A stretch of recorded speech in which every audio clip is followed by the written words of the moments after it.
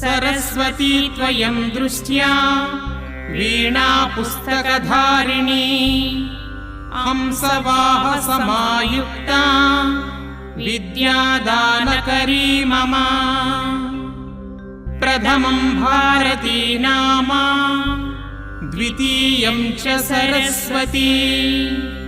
तृतीयं शारदा देवी चतुर्थं हंसवाहना पंचमं जगति ख्याता षष्ठं वागीश्वरी तथा कौमारी सप्तमं प्रोक्ता